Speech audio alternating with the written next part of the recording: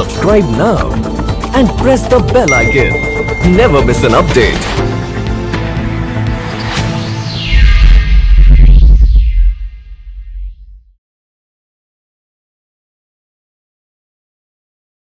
अब हम ये जानना चाहते हैं कि उसको उस नशे की लत यानी कि एडिक्शन है या नहीं, तो वो हम कैसे पहचान कर सकते हैं, कैसे कर सकते हैं, किस तरह के लक्षण, कोई इसका टेस्ट तो होता नहीं, तो फिर कैसे कर सकते हैं।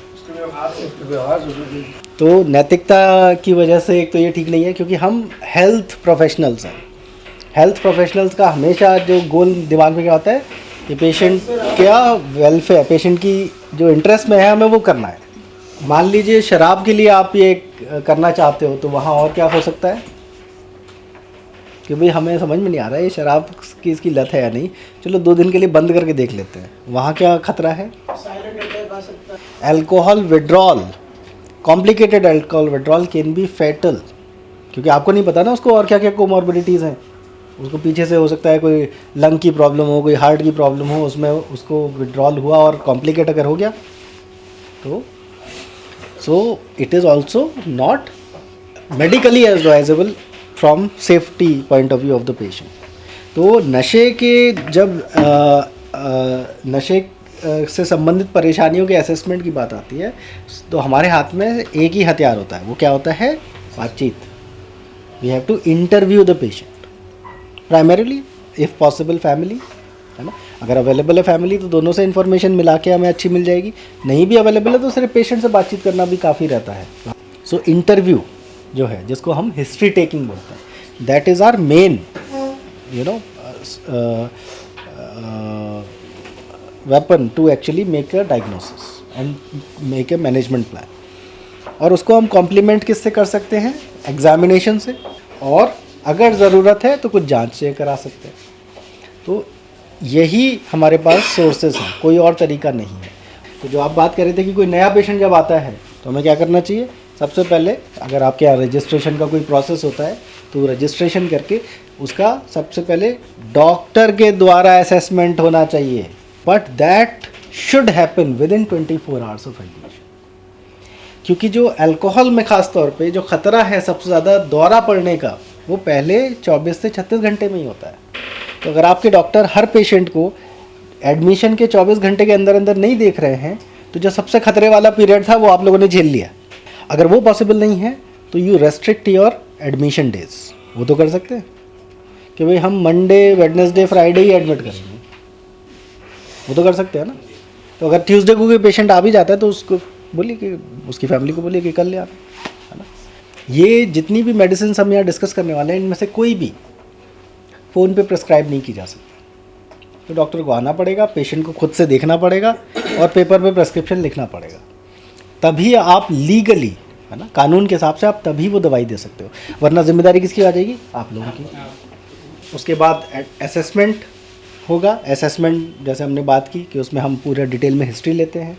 हिस्ट्री में हमारा फोकस किस किस चीज़ों पे होता है, क्या क्या सब्सटेंस यूज़ किया गया, उसका पैटर्न क्या है यूज़ करने का। पैटर्न का मतलब होता है frequency, amount of use, route of intake, ठीक है, एक्सपेंडिचर, क्या साथ में कुछ और मिला के लिया जा रहा है, जैसे टिपिकली इंजेक्शन में लोग 2 या 3 नशे मिलाते हैं।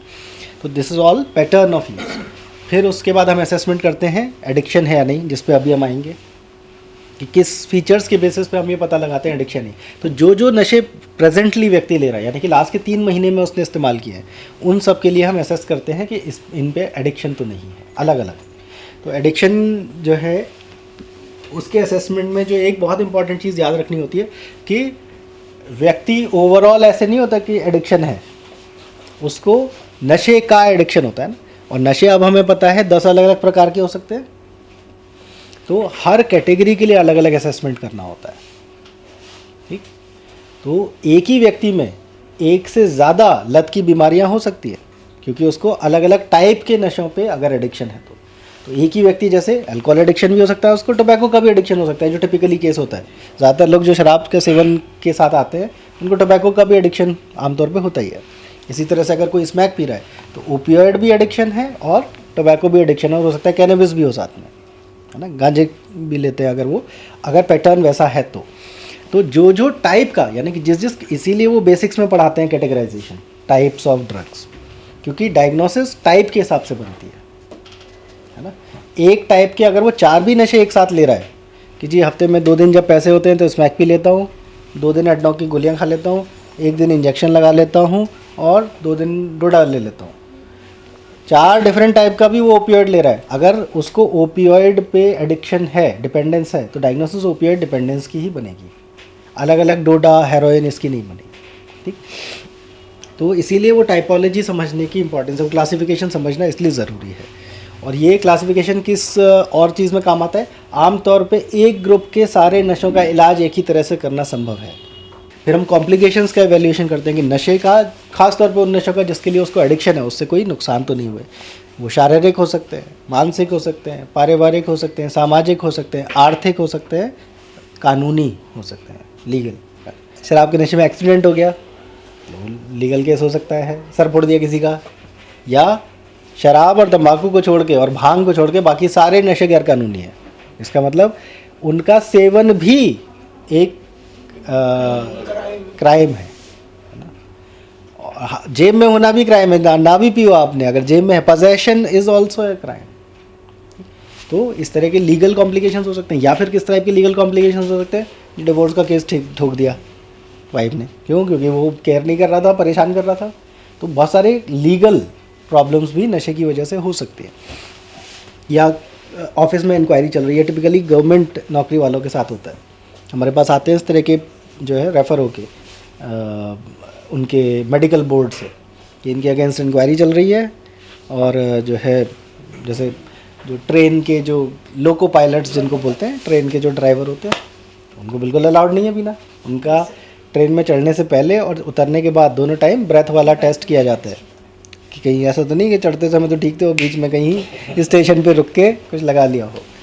तो या आर्म्ड फोर्सेस से रेफरल्स आते हैं हमारे पास कि इनका एवेल्यूएशन करके बताइए कि ये फिट है या नहीं, या इलाज की ज़रूरत है तो इलाज कर दीजिए, क्योंकि वहाँ पे भी आप ड्यूटी पे नहीं पी सकते। आपका कोटा होता है, आपको ऑफ ड्यूटी पीने के लिए सरकार खुद देती है ना, वो पार्ट है उनके कल्चर का। लेकिन ड्यूटी पे जब फायर आर्म है आपके पास, उस टाइम पे शराब पीना बिल्कुल अलाउड नहीं। तो हो सकता है कुछ इस टाइप का लीगल इशू चल रहा हो। तो बहुत सारे टाइप के लीगल इश्यूज नशा करने वाले लोगों में, खासतौर पे जब वो लत वाली स्थिति में पहुंचते हैं तब तक होने लगता है। इन सारी चीज़ों का असेसमेंट हम करते हैं। अगर आप ये सारे सवाल जब पूछते हो विस्तार में, टाइम देते हो उसको पूरा एक्सप्लेन करने का चीज़ें, उनको कुछ समझ में आने लगता है कि भाई that means this person is actually concern about me. ठीक, तो भाई ये एक्चुअली में समझने की कोशिश कर रहा है कि मेरी लाइफ में क्या क्या परेशानियाँ इस नशे के सेवन की वजह से आई हैं। एंड उसी में हम एसेस करते हैं जिसको हम कहते हैं एब्सटिनेंस अटेम्प्ट्स, मतलब नशा छोड़ने की कोशिश। आमतौर पे उस व्यक्ति को खुद एहसास होने लगता है कि मुझे नशे की लत हो गई है, पर बहुत सारी चीज़ होती हैं। कई बार आप एक्सेप्ट नहीं करना चाहते उसको, क्योंकि लत लग जाना किसी भी व्यक्ति के लिए एम्बैरेसिंग होता है। लत लग जाना एक तरह से खुद को उसको लगता है कि मैं इतना वीक कैसे हो गया कि मैं नशे की लत में पड़ गया, क्योंकि लत का मतलब क्या है, बंधन है कि नहीं। बंधन, एक बार लत लग गई मतलब नशे के बिना रह नहीं सकते, लेना ही लेना है, मजबूरी बन गया। तो किसी को भी अच्छा नहीं लगता कि वो इस स्थिति में पहुंच गया है कि उसके लिए कोई काम करना अब मजबूरी बन गई है, शौक से नहीं कर रहा, वो मजबूरी में कर रहा है। तो सबसे पहले उसको खुद एहसास होता है, लेकिन लोग एक्सेप्ट बहुत टाइम तक नहीं कर पाते, बहुत सारे कारणों की वजह से। तो लेकिन जब से उन्हें एहसास होता है, उस सभी से दिमाग में ये चीज़ शुरू हो जाती है कि इसके लिए कुछ करना तो पड़ेगा। चाहे वो उनकी फैमिली उनसे पूछेगी, वो कहेंगे कहाँ, मैं कहाँ शराब पीता हूँ, है ना, कभी कभी तो पी लेता हूँ, इतना तो चलता है, इतनी मेहनत करता हूँ, थोड़ा एन्जॉयमेंट भी बनता है। बहुत सारे तरीक़ों से लोग डिफेंड करते हैं अपने बिहेवियर को, है कि नहीं। तो लेकिन अंदर ही अंदर उनको एहसास होने लगता है कि इसके लिए कुछ करना पड़ेगा। ये अब वैसी बात नहीं रही जैसे पहले थी, पर उसके लिए मन बनाने में टाइम लगता है। बट जब एक बार ऐसा मन में भावना आ जाती है कि मुझे डर लग रही है, कुछ करना पड़ेगा, तो लोग कई बार ट्राई भी करते हैं। ज़रूरी नहीं है इलाज ले, अपने तरीके से ट्राई करने की कोशिश करते हैं। तो वो सारा भी जानना इम्पॉर्टेंट है। कब उसको एहसास हुआ कि उसको ये प्रॉब्लम हो गई, कब उसने पहली बार एक्चुअली में कुछ करने की कोशिश की, व्यवहार को बदलने की कोशिश की। जब उसने कोशिश की तो क्या हुआ, क्योंकि जो ये खुद वाले प्रयास होते हैं ना, ये ऐसे फैमिली को भी समझ में नहीं आएंगे, याद भी नहीं होंगे कि कब हुआ था, क्योंकि बहुत सारे केसेस में ये बहुत ही क्वाइटली लोग करने की कोशिश करते हैं। जैसे शराब के केस में टिपिकली वो क्या बोलेंगे, कम पीने की कोशिश की मैंने। फैमिली को नहीं समझ में आएगा ना कि अगर उसने एक बॉटल की जगह आधी बॉटल कभी पीने की कोशिश की हो, उनके लिए तो वो पी रहा है बैठ के, बट पेशेंट ने कोशिश की है ना, और उसमें वो असफल रहा। ये अपने आप में एक्चुअली एडिक्शन को इंडिकेट करता है। पहली बार कब हुआ था ये, तो वो क्यों इम्पॉर्टेंट है कि फेलियर का रीज़न क्या था, वो रीज़न समझने से आज हम उसकी जो हेल्प कर सकते हैं उसमें इम्प्रूवमेंट आता है, हम बेहतर तरीके से हेल्प कर पाएंगे। कोई भी जांच की आवश्यकता नहीं है नशे की लत की डायग्नोसिस बनाने के लिए, लेकिन जांचें कहाँ हेल्प करती हैं। नंबर एक तो जो फिज़िकल कॉम्प्लिकेशंस है उनके इवैल्यूएशन के लिए, कि अगर कोई शराब पीने वाला व्यक्ति है तो LFT कराओगे देखने के लिए कि लिवर को डैमेज तो नहीं है, या और दूसरे कोई बहुत टाइम से बीड़ी सिगरेट ले रहा है या गांजा ले रहा है तो आपने चेस्ट एक्सरे करा लिया, जो है ये सारी चीज़ें। और दूसरा काम आती है ये देखने के लिए कि कौन सी दवाइयाँ सेफ़ है कौन सी नहीं है, इन सब में काम आता है, क्योंकि हर दवाई हर व्यक्ति टॉलरेट नहीं कर सकता, खासतौर पे अगर फिज़िकल डैमेज हो चुका है। कुछ केसेस में कोमॉर्बिडिटीज़ का पता लगाने के लिए इन्वेस्टिगेशन काम आते हैं। अगर पेशेंट तैयार है तो आपने HIV टेस्ट करा लिया, कोई इंजेक्शन से नशा लेता है तो HIV की स्क्रीनिंग करा ली, तो वहाँ पे उस तरह से काम आता है। लेकिन डायग्नोसिस आमतौर पे बनाने के लिए इन्वेस्टिगेशन की आवश्यकता नहीं होती। इनफैक्ट इलाज शुरू करने के लिए भी इन्वेस्टिगेशन की आमतौर पे आवश्यकता नहीं होती। आप सिंपली वो मेडिसिन चूज़ कर सकते हो जो आपको पता है। यूजुअली पेशेंट को, अगर जैसे शराब का कोई व्यक्ति आया, आप के पास इन्वेस्टिगेशन नहीं है, अगर आपको डाउट है कि शायद इसको लिवर डिस्फंक्शन होगा, आप सीधे वो दवाई लिख दो ना जो लिवर डिस्फंक्शन वालों को लिखते हो, है कि नहीं, उसमें तो उसका कोई नुकसान नहीं है ना। तो आपने डाइजेपाम की जगह लोराजेपाम लिख दी जो लिवर फेलियर में भी दे सकते हैं, तो पेशेंट को उससे भी बेनिफिट हो जाएगा। तो जब लिवर की जांच आएगी तो उस हिसाब से आप चेंज कर लोगे। So usually treatment can be started immediately after this assessment, like 99% of the times. अब असेसमेंट में वो कौन से फीचर्स हैं जिससे हम ये इस बात का निर्धारण करते हैं कि इसको लत है या नहीं। तो लत में तो बहुत सारे लक्षण पैदा हो सकते हैं। जब किसी व्यक्ति को किसी नशे की लत लग जाए तो बहुत सारे तरीके के लक्षण आ सकते हैं, पर ऐसे कौन से लक्षण हैं जो कि इस चीज़ को क्लिंच कर सकते हैं, मतलब एकदम से आपको पकड़ने में हेल्प करेंगे कि लत है या नहीं। क्या ऐसा होता है, जैसे शराब का ही अगर एग्जांपल लेके चले, जब ये व्यक्ति जिसकी हम बात कर रहे थे 18 साल का था, जब इसने पीना शुरू किया तो कितनी लेता होगा आमतौर पे? शुरू में लोग कितना लेते हैं जब पीते हैं? तो जिस दिन पीते हैं 1 या 2 पैग, उसी में सर घूम जाता है ना, माहौल बन जाता है। लेकिन शराब पीते पीते अब इस व्यक्ति को जब 5 साल हो गए, जब ये 23 साल का था, तब ये कितनी पीता होगा रफली? हाँ, तो ऐसा नहीं है कि अब अगर वो 4 पैग या 5 पैग पी रहा है 5 साल बाद तो उसको 4 गुना या 5 गुना ज़्यादा मज़ा आ रहा है, ऐसा थोड़ी है। नहीं। 4 या 5 पैग क्यों पी रहा है? क्योंकि अब 5 पैग में उतना ही नशा होता है जितना पहले 2 पैग में होता था। क्या कहते हैं इसको? बिल्कुल सही चीज़ की तरफ जा रहे थे। कहते क्या है इसको, टर्म क्या यूज़ करते हैं इसके लिए? टॉलरेंस। ठीक है, and tolerance is an indicator of addiction. ठीक है, तो अगर कोई व्यक्ति ऐसा है जो कि आपने हिस्ट्री ली तो हमने कहा ना कि हम पूछते हैं पहली बार कब सेवन किया, कैसे किया, क्या स्थिति थी, फिर क्या हुआ, कितनी मात्रा में लेते थे, कब लेते थे, फिर कैसे बढ़ा। तो बढ़ने में फ्रीक्वेंसी भी बढ़ रही है, जल्दी जल्दी ले रहा है, और मात्रा भी बढ़ रही है, जितना एक बार में सेवन कर रहा है वो बढ़ रहा है। तो सिर्फ इतना ही जानकारी काफ़ी नहीं है, फिर हमें क्या पूछना होता है? टॉलरेंस को साबित करने के लिए दूसरा एलिमेंट क्या है? एक तो हो गया increase in the amount of intake, ठीक, बट उसके साथ साथ दूसरा एलिमेंट क्या चाहिए? To maintain the same level of pleasure. अगर साथ साथ प्लेजर भी बढ़ता जा रहा है तो टॉलरेंस है नहीं, कि जी पहले 1 क्वार्टर लेता था मज़ा आ जाता था, अब मैं 1 बॉटल पीता हूँ 4 क्वार्टर तो मुझे 4 गुना मज़ा आ रहा है, तो ये टॉलरेंस नहीं है। टॉलरेंस कब है? कि नहीं पहले 1 क्वार्टर लेता था आराम से सो जाता था खाना पीना खा के, अब 4 पीता हूँ तब जाके तसल्ली होती है। ठीक है, तो ये टॉलरेंस है। तो amount is not important, the reason for reaching that amount is important, है ना। तो आमतौर पे एडिक्शन अगर मिलेगा तो अमाउंट ज़्यादा मिलेगा, पर वो अमाउंट ज़्यादा होने का कारण क्या है? कारण इम्पॉर्टेंट है। शुरू में नशा कितनी मात्रा में होता था और अब उतना ही नशा पाने के लिए कितना मात्रा लेनी पड़ रही है। तो ये जो रिलेशनशिप है ये इंपॉर्टेंट है, खुद अमाउंट ये कितना है वो इम्पोर्टेंट नहीं है। पर टॉलरेंस सिर्फ ज़रूरी नहीं है ऐसे ही दिखे, टॉलरेंस कई और तरीक़ों से भी दिख सकती है। सेम चीज़ हो रही है पर व्यवहार में, ये व्यवहार है ना जो हम व्यक्ति हिस्ट्री ले रहे हैं, व्यवहार देखने की कोशिश कर रहे हैं, तो एक आम तौर पे तो ऐसे दिखेगी, लेकिन कभी कभी टॉलरेंस ही सेम फिनोमिनन दूसरे तरीक़ों से दिखता है व्यवहार में। क्या कैसे दिख सकता है? इंजेक्शन से लोग नशा लेते हैं, वो क्या शुरू से इंजेक्शन से ही ले रहे होते हैं? कौन होते हैं वो शुरू में? ये लोग कौन होते हैं पहले इंजेक्शन शुरू करने से पहले? स्मैक पीने वाले, टिपिकली स्मैक पीने वाले, ठीक है, ज़्यादातर केसेस में। कुछ केसेस में हो सकता है वो डोडा लेने वाले हों, कुछ केसेस में हो सकता है वो कैप्सूल खाने वाले हों, नीले वाले स्पाज्मोप्रॉक्सिकोन के, पर ज़्यादातर केसेस में स्मैक पीने वाले होते हैं। एक टाइम ऐसा आता है कि टॉलरेंस की वजह से अब जितना मैक्सिमम दिन में खरीद सकते हैं उसमें भी मज़ा नहीं आ रहा, तो फिर क्या हो सकता है? Route change. So change in route of intake may itself be an indication of tolerance. तो लेकिन पूछना पड़ेगा, एज्यूम नहीं कर सकते कि अच्छा इंजेक्शन लेता है इसका मतलब टॉलरेंस पर टिक लग गया। पूछना पड़ेगा।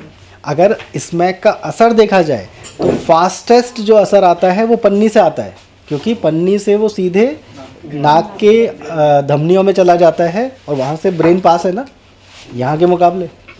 तो ये मिसकंसेप्शन होता है नशा करने वालों में कि इंजेक्शन से जल्दी नशा आएगा। नहीं, जल्दी नहीं आता, बट कम नशे में ही असर आ जाता है और थोड़ा ड्यूरेशन ज़्यादा रहता है उस केस में। नशे के लेने के तरीके में बदलाव ये भी हो सकता है।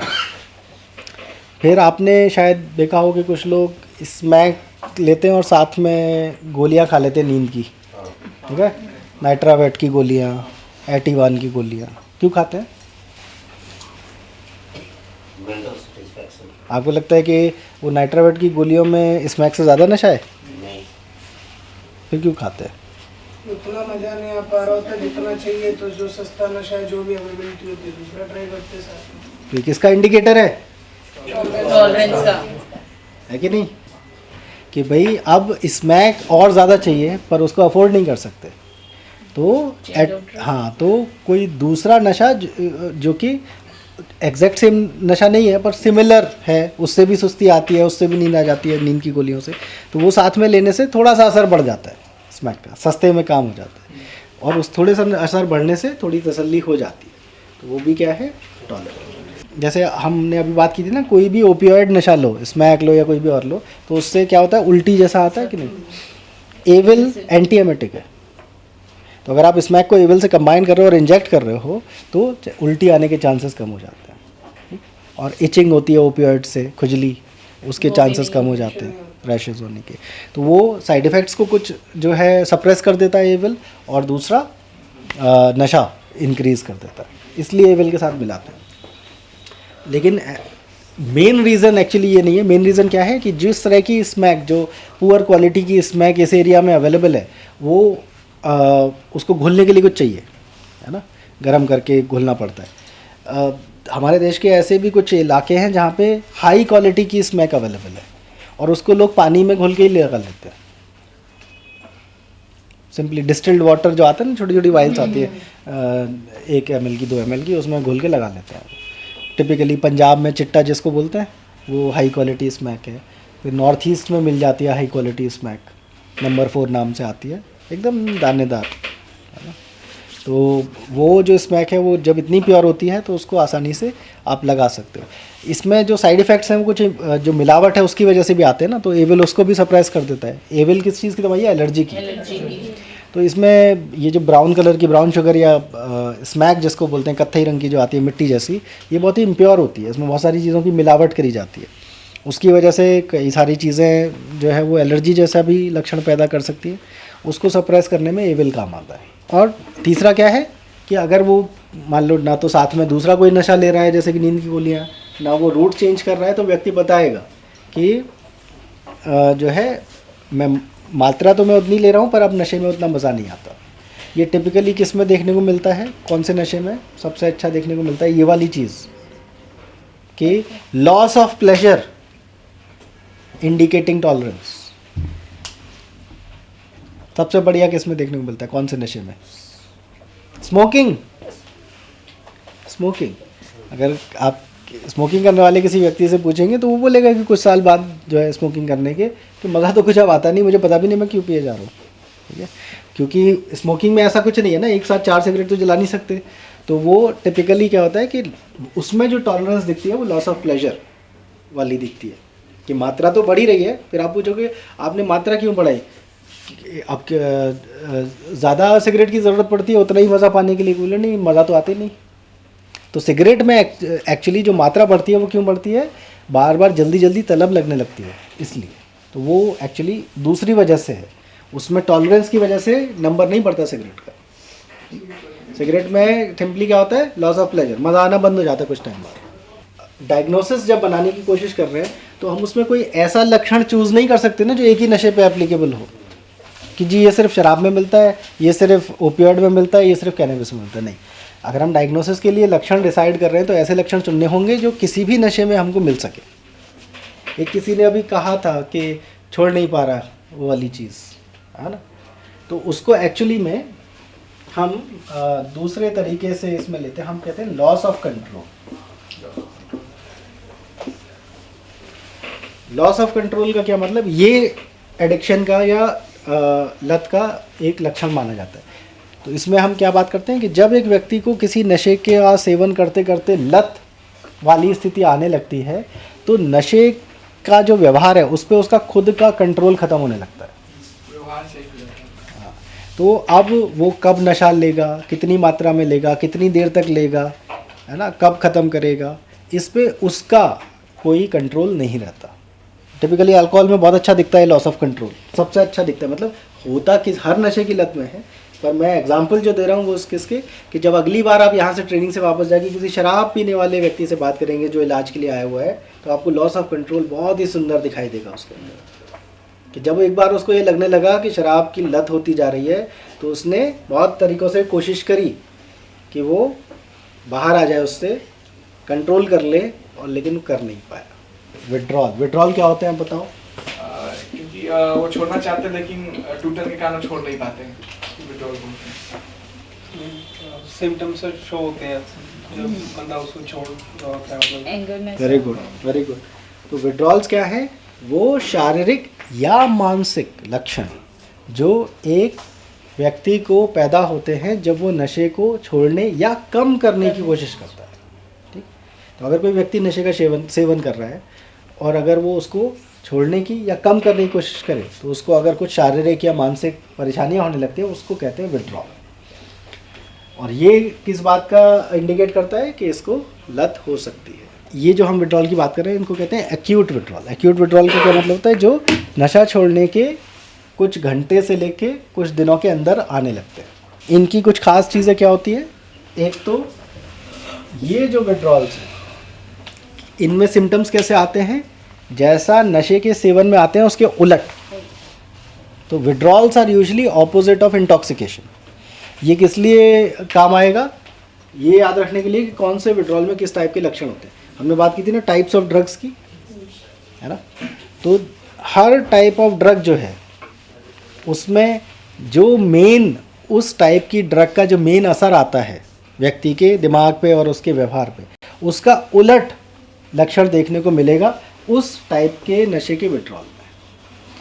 तो शराब है, शराब पीने से क्या होता है, नींद में क्या होता है, शराब पीने से नींद आती है। शराब से नींद अच्छी आती है पी के, लोगों को ऐसा लगता है। शराब के विड्रॉल में क्या होगा, इंसोम्निया, नींद नहीं आती।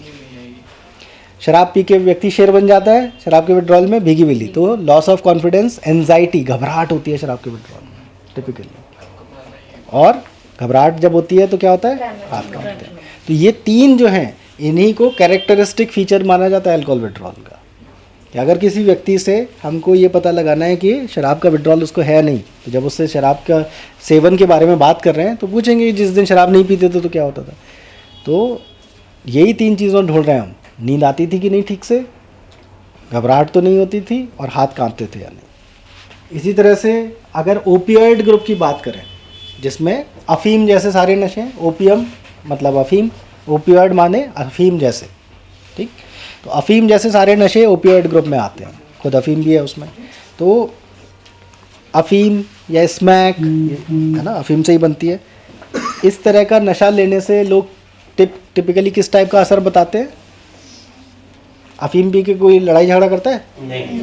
आमतौर पे क्या होता है, व्यक्ति को बहुत शांति महसूस होती है, सुकून, रिलैक्सेशन, वेरी गुड, रिलैक्सेशन महसूस होता है एक असर। और नींद में क्या होता है? नींद आती है, सेडेटिंग होते हैं। और एक बहुत इंपॉर्टेंट असर ओपियोइड्स का क्या होता है, जिसके लिए अभी बात कर रहे थे, फार्मर्स लेते हैं, ड्राइवर्स लेते हैं डोडा, थकान नहीं होती, दर्द नहीं होता है ना, ऐसा लगता है कि ज़्यादा काम कर पाएंगे क्योंकि दर्द आसानी से नहीं होता। Opioids are very good pain killers. और क्या होता है टिपिकली ओपियोइड के असर में? और एक और चीज़ क्या होती है? कॉन्स्टिपेशन। ओपियोइड जो है वो कब्ज़ पैदा करते हैं। तो विड्रॉल में अब क्या होगा ऑटोमेटिकली? दस्त लगते हैं कि नहीं? मरोड़ बोलते हैं पेट में मरोड़ हो रहा है। और क्या बताते हैं? पेट में आंखों से आंसू आना, नाक का बहने लगना। हाँ वो है, लेकिन अभी इन 5 से रिलेटेड बात करते हैं ना, ताकि इजीली समझ में आए। तो हमने बात की कॉन्स्टिपेशन होता है, तो उसमें क्या होगा? पेट में मरोड़ और दस्त। हमने बात की इजैकुलेशन डिले होता है, ज़्यादा देर तक सेक्स कर पाते हैं। विड्रॉल की में टिपिकली व्यक्ति क्या बताता है? हाँ, जल्दी डिस्चार्ज हो जाना, और वो कुछ हफ्तों तक चलती है वो प्रॉब्लम उनको। और क्या होता है? हम कह रहे हैं opioids are very good pain killer, थकान नहीं होती, दर्द नहीं होता। विड्रॉल में क्या होगा? बताते हैं कि नहीं? दर्द, मसल्स में दर्द होता है, खास तौर पे काफ मसल्स में। तो ऑपोजिट ऑफ इंटॉक्सिकेशन है ना। नींद अच्छी आती है, विड्रॉल में क्या होगा? नींद नहीं आती। शांति महसूस होती है, विड्रॉल में क्या होगा टिपिकली? चिड़चिड़ापन, बेचैनी। टिपिकली ओपियोइड विड्रॉल का कोई व्यक्ति है तो वो कैसा दिखता है? सड़क के बिस्तर पे तड़प रहा होता है, ऐसे वैसे, बेचैनी।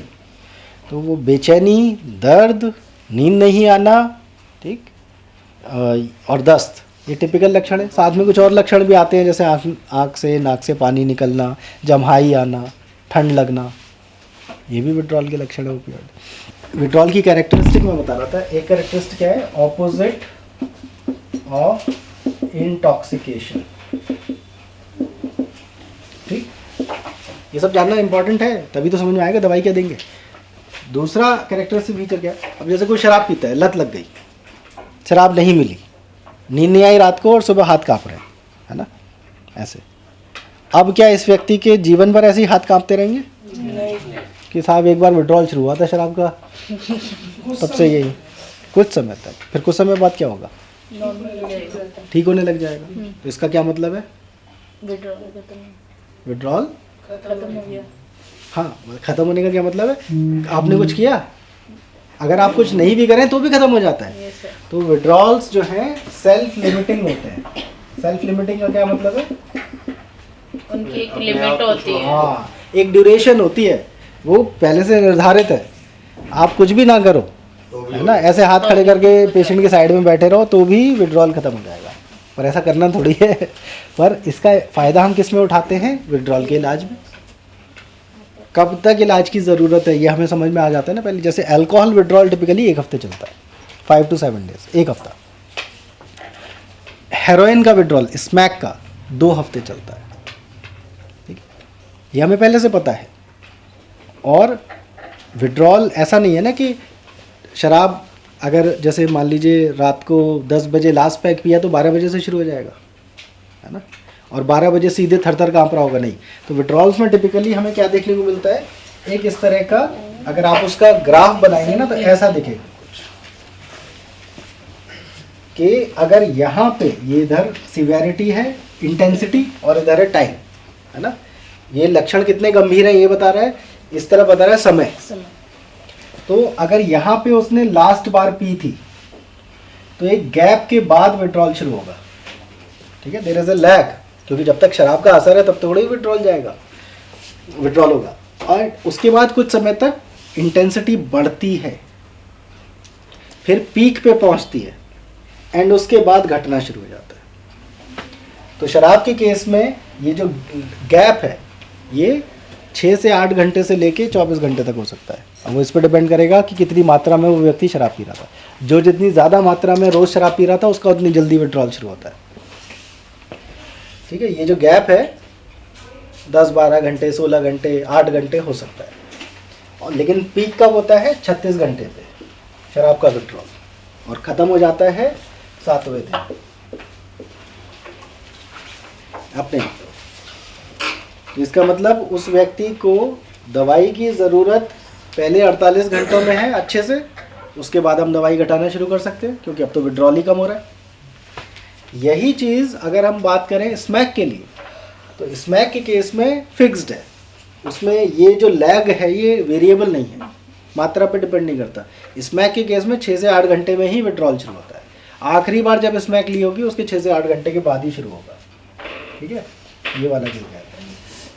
और पीक करेगा 72 आवर्स पे, ये आवर्स में है 72 आवर्स, यानी कि 3 दिन जब हो चुके होंगे स्मैक लिए हुए आखिरी बार, तब उसको मैक्सिमम दर्द हो रहा होगा, मैक्सिमम बेचैनी हो रही होगी, मैक्सिमम दस्त लगा होगा, आँख नाक से पानी जा रहा होगा अगर हम इलाज नहीं कर रहे तो। और उसके बाद ख़त्म होने में 14 दिन लगेंगे।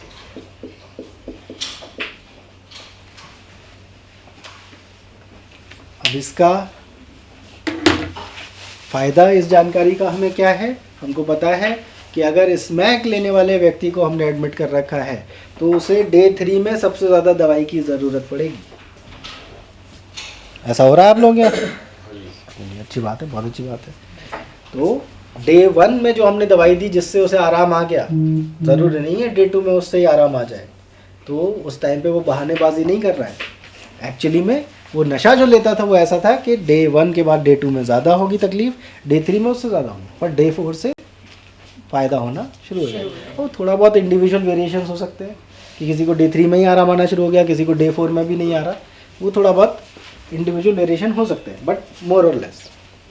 तो उसके बाद डे 4 से हम दवाई घटाना शुरू कर सकते हैं और 10 से 14 दिन में हम बंद कर सकते हैं। जैसे मैंने कहा ना, ओपियोइड में बहुत सारे डिफरेंट टाइप के नशे हैं जो इनका सबका असर अफीम जैसा आता है। तो मैंने स्मैक इसलिए बताया क्योंकि सबसे कॉमनली स्मैक आएगा, लेकिन थोड़ा थोड़ा वेरिएशन हर नशे में है। जैसे इंजेक्शन किसका लगाता है इसमें भी निर्भर करता है। अगर पेंटाजोसिन यानी कि फोर्टविन का इंजेक्शन जो लगाता है उसका विड्रॉल 7वें दिन पीक करता है और 21 दिन से लेके 25 दिन तक चलता है। कि वो डिप्रेशन जैसा बताएगा कि मेरा मन नहीं लग रहा, मुझे रोने जैसा फील हो रहा है, जो है चिंता लग रही है, तो वो चीज़ें ज़्यादा चिड़चिड़ापन दिखेगा उसके व्यवहार में, वो चीज़ें ज़्यादा होती हैं किस कौन से वाले इंजेक्शन में? पेंटाजोसिन, फोर्टविन फेनार्गन लेते हैं ना साथ में। तो वो ये सारी चीज़ें तो उसका है ना कि नॉर्म वाली बात है। वही जिससे वो सीख रहा है वो मिला के लगा रहा था तो वो भी मिला के लगा रहा है, उसने कभी सोचा ही नहीं कि मैं मिला क्यों रहा हूँ, है ना। सर ये क्यों मिलाते हैं, तभी ये भी रीजन मिलाते हैं। अभी जो हम डिस्कस कर रहे थे कि उससे कुछ साइड इफ़ेक्ट्स सप्रेस हो जाते हैं, नशा बढ़ जाता है, फोर्टविन का नशा ज़्यादा महसूस होगा। और क्या देखने को मिलता है जब व्यक्ति किसी नशे की लत का शिकार हो जाता है, उसके व्यवहार में या उसके मन में क्या हो रहा होता है। सिगरेट में कभी ऐसा होता है कि कोई हानि पहुँचाने का, तो सिगरेट पे अप्लाई नहीं हुआ ना वो। तो ये लक्षण ऐसे हैं जो किसी भी नशे में हो सकते हैं। Physically unfit. तो एक जो और तरीका होता है जिससे हम पता लगा सकते हैं कि एडिक्शन है नहीं, वो है कि उसको खुद समझ में आ रहा है कि उसको नशे के सेवन से नुकसान हो रहा है, पर फिर भी वो नशे का नुकसान जारी रखे। ठीक है, तो इसको हम कहते हैं कंटिन्यूड यूज डेस्पाइट हार्म। कि अगर वो व्यक्ति को नशे के सेवन से, जैसे कि कोई व्यक्ति शराब पी रहा है और उसको पता चला उसके बाद कि इसकी वजह से मेरा लिवर ख़राब हो रहा है ना, उसके पास रिपोर्ट आ गई, फिर भी वो उस व्यवहार को अगर बदलाव नहीं कर पा रहा उसमें 90% लिवर डैमेज था, फिर भी वो हाँ, तो इसका मतलब ये था उनके अंदर कि वो, तो ये भी किसी भी नशे के लिए हो, स्मोकिंग है उसकी वजह से खांसी रहती है, सांस लेने में दिक्कत होती है, फिर भी स्मोकिंग कर रहे हैं तो भी अप्लाई हो जाएगा ये वहाँ पे। ठीक, इंजेक्शन से आप नशा ले रहे हो, HIV हो गया, उसके बाद भी इंजेक्शन का इस्तेमाल जारी है तो वहाँ भी अप्लाई हो गया। किसी भी टाइप के नशे में अप्लाई हो सकता है ये, पर अगर ये है तो ये अपने आप में लत को की संभावना को इंडिकेट करता है। और सोचिए, नशे की लत में व्यक्ति का ध्यान नशे पे केंद्रित हो जाता है, अदर कहीं नहीं जाता बस में। ठीक है, वो नशे के अलावा हाँ, वो ऐसा मानते हैं ना कि हाँ, कि वो व्यक्ति हमेशा नशे के बारे में ही सोचता रहता है ना, ऐसा मानते हैं कि नहीं मानते हैं कि उसका ध्यान सारा वहाँ केंद्रित हो जाता है, किसी और चीज़ पे ध्यान नहीं देता वो। कोई और जिम्मेदारी हो, बल्कि दूसरी जो हॉबीज़ इंटरेस्ट होते हैं वो भी इनको भी इग्नोर या नेगलेक्ट करने लगता है। उसको मज़ा सिर्फ नशे में आता है और किसी चीज़ में मज़ा नहीं आता। तो ये भी एक फीचर होता है एडिक्शन का, प्रायोरिटाइजेशन बोलते हैं उसको। प्रायोरिटी समझते हैं? उसी से शब्द बनाया है प्रायोरिटाइजेशन, प्राथमिकता, कि उसके जीवन में अब नशे की ही प्राथमिकता है, बाकी सब चीज़ें उसके बाद है। चाहे वो रिलेशनशिप्स हों, रेस्पॉन्सिबिलिटीज़ हों, दूसरे इंटरेस्ट हों, है ना, उन सबको वो इग्नोर करता है। और क्या हो रहा होता है मन में? एक और जो साइकोलॉजिकल सिम्टम है, जब अगर आप देखें तो मैंने जिस ऑर्डर में लिखा है, ये दोनों किस तरीके के लक्षण हो गए? Tolerance and withdrawal. इसमें होगा कि ज़्यादा चाहिए और विड्रॉल होगा कि हाँ, पर किस टाइप के हैं ये लक्षण? फिजिकल है कि नहीं, शारीरिक? ये दोनों कैसे हैं? नहीं, बिहेवियरल, व्यवहारिक। और ये दोनों, अब मैं बात जो करने वाला हूँ, ये साइकोलॉजिकल है। एक हो गया प्रायोरिटाइजेशन, दूसरा क्या है? Psychological symptom. कहते हैं ना, नशा जो है आपके सिर्फ शरीर को प्रभावित नहीं करता, आपके मानसिक अवस्था को, आपके व्यवहार को भी प्रभावित करता है। तो इसीलिए अगर हम किसी व्यक्ति में एक नशे का एडिक्शन ढूंढ रहे हैं, तो हमें उस नशे के प्रभाव मानसिक, शारीरिक और व्यवहारिक दिखने चाहिए कि नहीं? इसीलिए ये जो 6 लक्षण हैं जिनके ज़रिए हम नशे की लत की पहचान कर रहे हैं, कैसे हैं? शारीरिक, व्यवहारिक और मानसिक, ताकि पूरा उसका जो व्यक्ति का जो पूरा जीवन है उस पर तभी तो प्रभाव दिखेगा नशे का, और तभी हम कह सकते हैं एडिक्शन है उसको। लत एक गंभीर अवस्था है, ऐसे ही थोड़ी कह देंगे हल्के में। तो क्रेविंग,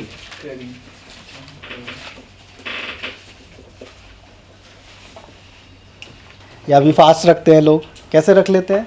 क्योंकि इच्छा खाने की अगर होती भी है, भूख लगती भी है, तो उसको हम कंट्रोल कर सकते हैं, उसको हम पोस्टपोन कर सकते हैं, नज़रअंदाज भी कर सकते हैं, इग्नोर कर सकते हैं। पर ये जो क्रेविंग की हम बात कर रहे हैं, नशे के लत की अवस्था में जब नशे के लिए उसकी इच्छा शुरू होती है, ये ऐसी क्रेविंग नहीं है। ये कैसी है? इससे व्यक्ति ध्यान नहीं हटा सकता, यानी कि इसको इग्नोर नहीं कर सकते, इसको आप कंट्रोल नहीं कर सकते कि आप सप्रेस कर दो, और इसको आप पोस्टपोन भी नहीं कर सकते कि टाल दो। ये ऐसी क्रेविंग होती है। तो इसको अंग्रेज़ी में कैसे डिस्क्राइब करते हैं? Sense of compulsion. मतलब हिंदी में अगर बोलेंगे तो जब क्रेविंग शुरू होती है तो जो नशा करने वाला व्यक्ति है उसको कैसा लगता है? मजबूरी जैसा महसूस होता है कि अब नशा लेना ही पड़ेगा, ऑप्शन नहीं महसूस होता। हाँ, जुनून की तरह से आती, बहुत अच्छा शब्द है, जुनून की तरह से मन में इच्छा आती है नशे की, लेना ही पड़ेगा, नहीं तो मैं पागल हो जाऊंगा, या मैं जो भी है उसको लग रहा हूँ। उसको कहते हैं क्रेविंग। तो ये वो वाली इच्छा नहीं है कि नशा लेने की इच्छा करती थी, हाँ करती थी, नहीं, हमें इस तरह का उसको इन्फॉर्मेशन एलिसिट करनी है। तो यूजुअली क्या होता है, वाक्यों से ज़्यादा पता लगता है, ऐसे सीधे पूछने से ये यस और नो वाला आंसर नहीं है कि क्रेविंग होती थी या नहीं। आपको वाक्य ढूंढने हैं कि क्या कभी ऐसा हुआ कि ऐसी परिस्थिति में आपने नशा लिया हो जिस परिस्थिति में आपने कभी सोचा नहीं था आपने लिए आप लेंगे, तो वो बताएगा आपको, और वहाँ पे आपको भी पता चलेगा क्यों लेना पड़ा, क्योंकि इच्छा शुरू हो गई और वो ऐसी जुनून बन गई कि उसको वहाँ नशा लेना पड़ा। मान लीजिए उसके फादर एडमिटेड थे अस्पताल में, उसने अस्पताल में जुगाड़ किया, अस्पताल में नशा ले लिया, बड़ी बात है ना। तो ये वो चीज़ है। ये 6 वो फीचर्स हैं जिसके बेसिस पे हम असेसमेंट करते हैं डायग्नोसिस बनाने के लिए, हर नशे की कैटेगरी के लिए जो उसने पिछले 3 महीने में सेवन किया है। और डायग्नोसिस कब बनती है? जब 3 या उससे ज़्यादा लक्षण एक नशे के इस्तेमाल के संबंध में उस व्यक्ति में हों, तो डायग्नोसिस बनती है एडिक्शन की। कोई से भी 3 हो सकते हैं, ऐसा नहीं है पहले 3 होना। इन 6 में से कोई से भी 3 या उससे ज़्यादा लक्षण अगर मिल रहे हैं तो डायग्नोसिस यानी कि एडिक्शन की बन गई, डिपेंडेंस की डायग्नोसिस बन गई, उसको नशे की लत है। तो आप जैसे शराब के लिए कर रहे हैं, टॉलरेंस मिल गया, विड्रॉल मिल गया, क्रेविंग मिल गई, या लॉस ऑफ कंट्रोल मिल गया, तो आप शराब के एडिक्शन की यानी कि अल्कोहल डिपेंडेंस की डायग्नोसिस बना सकते हैं।